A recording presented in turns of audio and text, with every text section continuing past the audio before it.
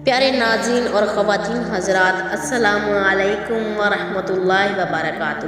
آج میں آپ کو بتانے والی ہوں کہ شب قدر کا وظیفہ بہت ہی خاص وظیفہ۔ یہ وظیفہ کرنے سے جو بھی حاجت ہوگی وہ پوری ہوگی۔ حضرت ابن عباس رضی اللہ تعالیٰ عنہ سے نبی اکرم صلی اللہ علیہ وسلم کا یہ ارشاد مروی ہے، جب شب قدر ہوتی ہے تو اللہ تعالیٰ حضرت جبرائیل علیہ السلام کو حکم دیتے ہیں، وہ فرشتوں کے ایک بڑے لشکر لے کر زمین پر اترتے ہیں۔ ان کے ساتھ ایک سبز جھنڈا ہوتا ہے جس کو کعبہ کے اوپر نصب کرتے ہیں۔ حضرت جبرائیل علیہ السلام کے 100 پر ہیں، جن میں سے صرف 2 پروں کو وہ اس رات میں کھول کر مشرق سے مغرب تک پھیلا دیتے ہیں۔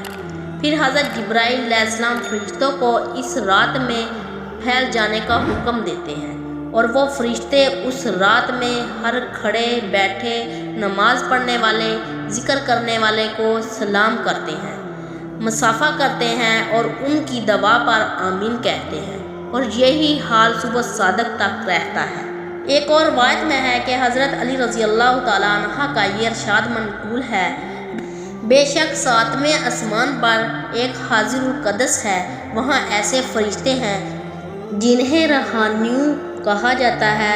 جب شب قدر ہوتی ہے تو وہ اللہ تعالیٰ سے دنیا میں اترنے کی اجازت مانگتے ہیں، اللہ تعالیٰ انہیں اجازت دے دیتے ہیں، اور کسی بھی مسجد میں جہاں نماز پڑھی جا رہی ہو یا راستے میں چلتے کسی کا سامنا ہو، اس کے لیے دعا کرتے ہیں، بس ان فرشتوں کی برکت حاصل ہوتی ہے۔ شب قدر میں فرشتے رحمت و سلامتی کی دعا کرتے ہیں۔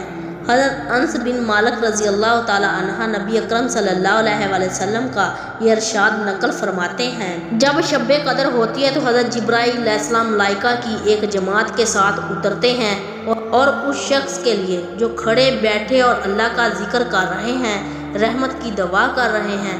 علامہ زوجی سے روایت ہے جس سے معلوم ہوا کہ فرشتے عبادت میں مشغول لوگوں کے لیے سلامتی کی دعا کرتے ہیں۔ چنانچہ ارشاد باری تعالیٰ ہے، انا انزلناہ فی لیلۃ القدر۔ اس کو لوح محفوظ سے آسمانی دنیا پر ایک برکت والی رات یعنی شب قدر میں اتاری ہے۔ لیلۃ القدر یعنی قدرت و منظر اور عظمت و شرف کی رات کہا جاتا ہے۔ چنانچہ ارشاد باری تعالیٰ ہے، انا انزلناہ فی لیلۃ القدر، بے شک ہم نے اس قرآن کو شب قدر میں نازل کیا ہے۔ حضرت مفتی محمد شیخ رحمۃ اللہ فرماتے ہیں، لیلۃ القدر کا ایک معنی عظمت و شرف کا ہے، اور اس رات کو لیلۃ القدر کہنے کی وجہ اس رات کی عظمت و شرف ہے۔ حضرت ابوبکر رضی اللہ تعالیٰ عنہ فرماتے ہیں، اس رات کو لیلۃ القدر اسی لیے کہا گیا ہے۔ اس رات کے وظائف بہت ہی افضل وظائف ہیں جو میں آپ کو بتانے والی ہوں۔ نماز فجر میں یا حیو یا قیوم 1 تسبیح پڑھیں، بعد نماز ظہر سورۃ فاتحہ 360 مرتبہ پڑھیں، حسبنا اللہ و نعم الوکیل علی اللہ توکلت، بعد نماز مغرب سورۃ توبہ کی آخری 2 آیتیں پڑھیں، نماز عشاء کے بعد استغفر اللہ پڑھیں، استغفر اللہ ربی من کل ذنب و اتوب الیہ۔ یہ ہے وظیفے شب قدر کی رات کے بہت ہی خاص وظیفے۔